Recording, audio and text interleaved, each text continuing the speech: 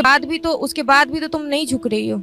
इतना इस हद तक पहुंचने के बाद भी वो बोलता है कि जब तक तुम मेरे साथ फिजिकल नहीं होगी तब तक मैं तुम्हें एक पैसा नहीं दूंगा। इस पे मैं भी बोला। जैसा कि बताई थी कि आपका एक 8 साल का बेटा भी है, तो क्या वो बेटा बिना फिजिकल हुए हो गया? नहीं मैम, अब उसको फिर से मेरे साथ फिजिकल होना है। वो सिर्फ एक लड़की के साथ ऐसा नहीं किया, एक लड़की मतलब फिजिकल होने की बात कर रही हूँ, छोटी छोटी बच्चियों के साथ वो ना जाने जिस लड़की के बारे में मैंने अभी कहा, अभी इस टाइम में आप उसके गांव में जाके पता लगा लो, उसकी छोटी बहन के साथ अभी भी वो फिजिकल होता है। ये बात उसकी दूसरी बीवी भी जानती है, जिनसे मुझे उम्मीद थी, एनजीओ जो चलाती हैं उनसे मिली, उनसे मदद मांगी। उनका कहना है कि क्या दिक्कत है, अगर तुम्हारा पति एक दिन सोने के लिए बोल रहा है तो चली जाओ होटल में ना, दिक्कत क्या है। मैंने कहा मैम उसने मेरे साथ ऐसा किया, उसका कहा हुआ है, मेरे पास उसके मैसेजेस हैं, उसका कहा हुआ है कि तुम किसी लायक नहीं हो, तुम तो बुरी औरत नहीं हो, तुमको उस लायक नहीं छोड़े हैं हम। जिसका प्राइवेट पार्ट काट दिया गया है वो बुरी औरत कहाँ से होगी। प्रेम में जो महिला हमारे साथ दिख रही हैं, इनका नाम चित्रा है, लेकिन इनके पति ने इनके साथ जो किया वो सुन के आप दंग रह जाइएगा। इनके पति ने इनका प्राइवेट पार्ट चाकू से काट दिया, वो भी अपनी इनकी ननद के सामने। ऐसा ही हुआ था ना? जी मैम ऐसा ही हुआ था। जय हिंद दोस्तों, सभी को मेरा राम राम है। ये जो आप वीडियो देख रहे हैं ये बिहार का घटना है। ये एक ऐसी घटना है जो इंसानियत को शर्मसार करके रख देगा। हम इसके बारे में आगे बात करेंगे। सबसे पहले आप लोग इस पीड़िता का आप बीती इनकी जुबानी सुनिए। और अभी भी मैं बस इंसाफ के लिए लड़ ही रही हूँ। कोर्ट जहाँ भी जाने को होता है, पिछले 8 साल से बस केस ही लड़ रही हूँ। पिछले 8 साल से आप केस लड़ रहे हैं, अपने पति के खिलाफ केस लड़ रही है। जैसा कि आपने पहले बताया था कि आपके पति ने आपका प्राइवेट पार्ट काट दिया था आपकी ननद लोग के सामने, यानी आपके पति अपने बहन लोग के सामने। आप उन लोग पे भी केस की है या बस अपने पति पे? मैंने मैम उन पे भी केस किया था, उनके अपनी नंदों पे भी केस किया था, पर कोर्ट ने उसको लिया नहीं, मेरी ननदों पे केस नहीं लिया। केस जो है मेरे पति, मेरी सास और मेरे बड़े जेठ पे ही है।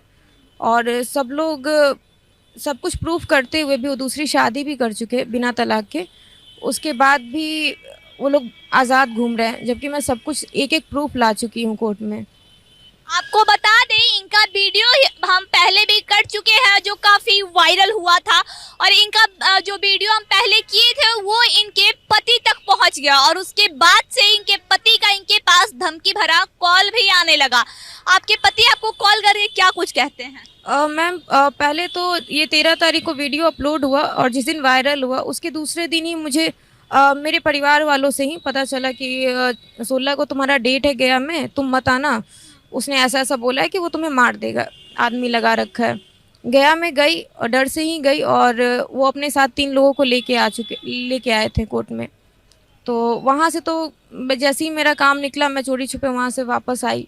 और मैम उसके बाद 18 तारीख को मेरे हस्बैंड ने डायरेक्ट कॉल किया है, मुझे कॉल भी किया है, मैसेज भी किया है। उनका कहना है कि जो बात तुम बाहर लाई हो मीडिया में, तो अब तुमको हम बिल्कुल भी नहीं देंगे, अब 8 साल और केस लड़ेंगे। और बहुत गालियां दी हैं, बहुत बहुत ज़्यादा गालियां, और धमकी भी मिल रहा है। गाली का कॉल रिकॉर्डिंग है? जी जी मैम। एक बार आप प्ले कीजिए। इनके पति का ये गाली का कॉल रिकॉर्डिंग है जो इनको फोन करके इनके पति द्वारा दिया गया है, लेकिन ये कॉल रिकॉर्डिंग हम आपको नहीं सुना सकते हैं क्योंकि इसमें इतनी गंदी गंदी गालियां दी गई है जो ना हम सुन सकते हैं ना आप सुन सकते हैं। सुनी तो बस ये है। तो फिर आपके पति जब आपको कॉल करके गाली दिए तो आपका कुछ एक्शन नहीं हुआ, आप कुछ बोली नहीं उनको? मैम मैं क्या ही बोलूँ, वैसे इंसान को, मैं जो झेल चुकी हूँ वैसे इंसान को मैं कुछ नहीं बोल सकती हूँ। जो भी बोलना है मैं कोर्ट के थ्रू या मीडिया के थ्रू बात कर रही हूँ। वो तो इतना इस हद तक पहुँचने के बाद भी वो बोलता है कि जब तक तुम मेरे साथ फिजिकल नहीं होगी तब तक मैं तुम्हें एक पैसा नहीं दूंगा। इस पे मैं भी बोला। जैसा कि बताई थी कि आपका एक 8 साल का बेटा भी है, तो क्या वो बेटा बिना फिजिकल हुए हो गया? नहीं मैम, अब उसको फिर से मेरे साथ फिजिकल होना है। क्यों? अब फिर से क्यों फिजिकल होना है उनको? मुझे बस उसका ये है कि मैं किसी तरह से कमज़ोर पड़ जाऊं, मैं बस कमज़ोर पड़ जाऊं तो उसको मेरे साथ मुझे झुकाना है और कुछ नहीं, बस सिर्फ झुकाना है। और बहुत धमकियां मिल रही हैं, उसके बाद से लगातार धमकी मिल रही है। धमकी में क्या कुछ कहा जा रहा है? कहा जा रहा है कि जो बात मीडिया में तुम लाई हो, जो बात मीडिया में उस बात से मुकर जाओ, नहीं तो तुमको मार दिया जाएगा, नहीं तो तुम्हारे बच्चे को भी उठा लेंगे। इस तरीके की बातें भी आई हैं, पर ये इनडायरेक्टली हैं, ये कॉल में उन्होंने नहीं कहा है। हाँ, ये ज़रूर कहा है कि तुमको नहीं छोड़ेंगे, 8 साल और केस लड़ेंगे, लेकिन तुमको एक पैसा नहीं देंगे। मेरे साथ फिजिकल होगी, ये भी बात उन्होंने कही है, मेरे साथ फिजिकल होगी तब देंगे, नहीं तो नहीं देंगे, और बहुत गाली दी है। आपके पति की तो दूसरी शादी भी हो चुकी है। जी मैम, दो दूसरी शादी भी कर चुके हैं बिना तलाक के, 2016 में 2 बच्चे भी हैं उनके, उसके बावजूद ही। फिर भी उनको आपके साथ फिजिकल होना है। जी मैम, जब आपके साथ फिजिकल होना है तो फिर आपको छोड़े क्यों थे? ये सवाल मेरा भी है कि जब तुम छोड़ चुके हो फिर मेरे साथ क्यों फिजिकल होना, और मैं क्यों? क्या मतलब आपको एक कठपुतली समझ रहे हैं क्या कि जब मन किया आपको आपके साथ फिजिकल हुए, जब मन किया आपको फेंक दिए? उनका कहना है कि मैं कुछ भी कर सकता हूँ, मैं मर्द हूँ, मैं कुछ भी कर सकता हूँ, तुम औरत हो, तुम मेरे पे ही रहो, ना तुम अपनी आगे की लाइफ जियो, ना तुम हंसो, ना तुम खुश रहो। मैं तलाक भी दे दूंगा, पैसे भी नहीं दूंगा, कोई खर्च भी नहीं दूंगा, लेकिन तुम फिर भी मेरे पे ही रहो। मीन्स वो आएंगे बस मेरा फिजिकली यूज़ करेंगे, उसके अलावा और कुछ नहीं। एक मिनट दोस्तों, मैं आप लोगों को यहाँ पे रोकना चाहता हूँ।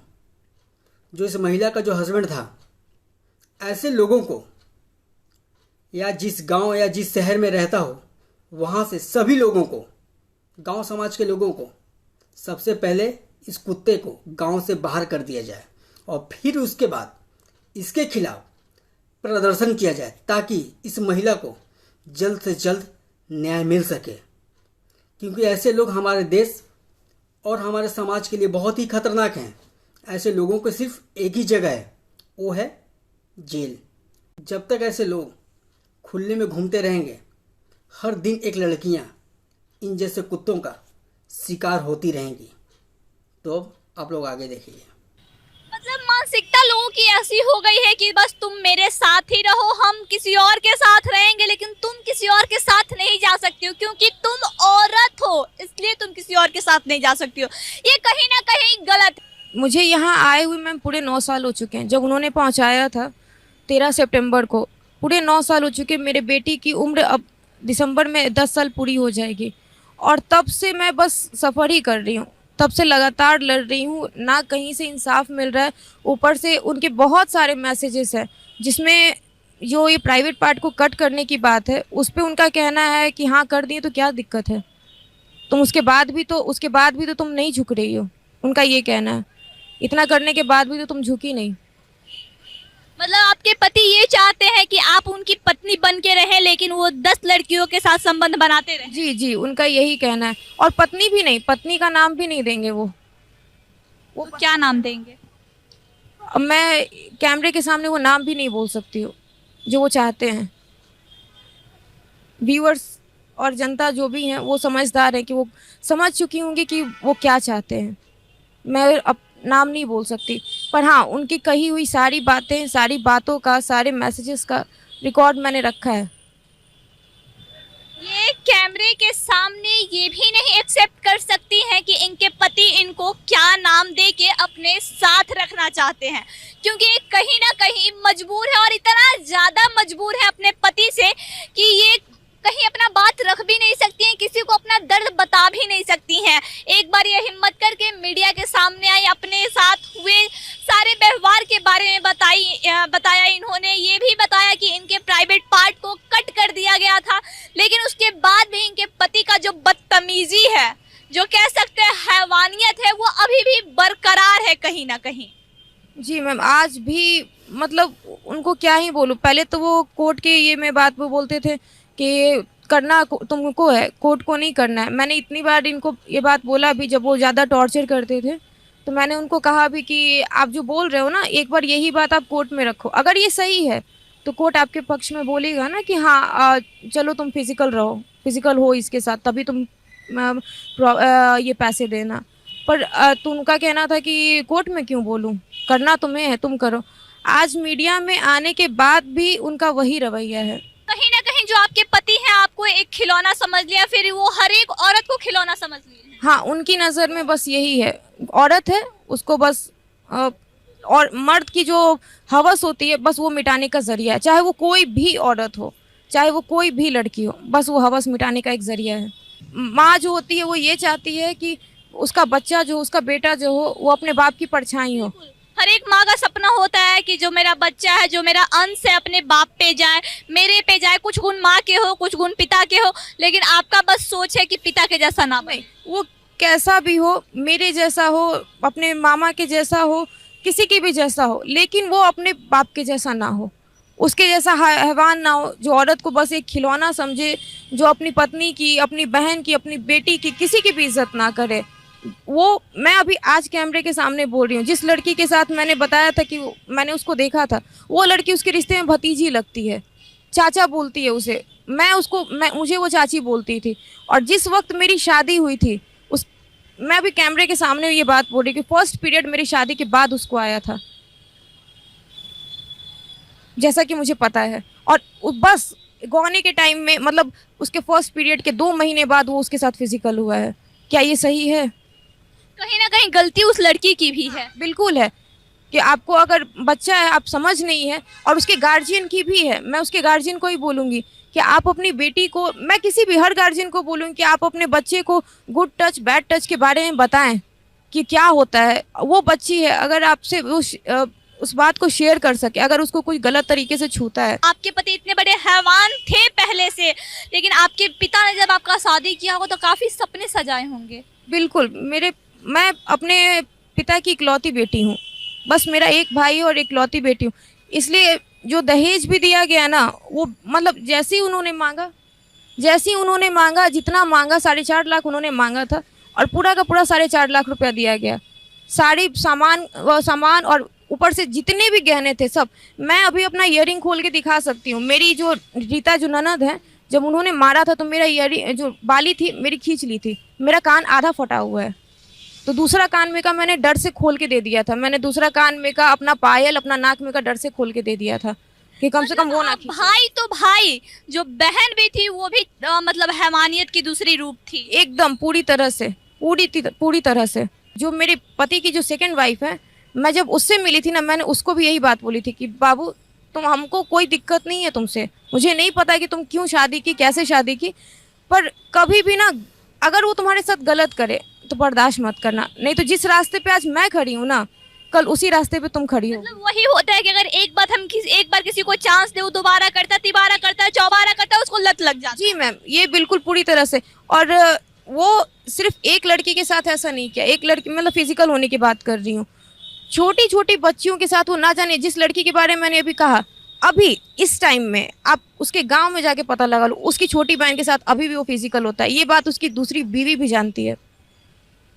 ऐसे लोग इंसान नहीं, हैवान होते हैं जो बच्चियों को अपना शिकार बनाते हैं, फिर बीवी को रहते हुए किसी और के पास जाते हैं। उन्हें समाज में रहने का कोई हक नहीं है, इस धरती पे रहने का उन्हें कोई हक नहीं है। जो अपनी बीवी को छोड़ के किसी और से संबंध बनाने के बारे में सोचते हैं और औरतों को खिलौना सोचते हैं, क्योंकि ये कहीं ना कहीं गलत है। औरत खिलौना नहीं होती है, खेलने की चीज नहीं है। कब तक आप लोग यही सब सोचिएगा? सोच से बाहर निकलिए। जितने भी इस मानसिकता के मर्द हैं जो ये सोचते हैं कि औरत खिलौना, गलत सोचते हैं। अब आखिरी में हम यही चाहते हैं कि इस बहन को जल्द से जल्द न्याय मिल सके। जय श्री राम।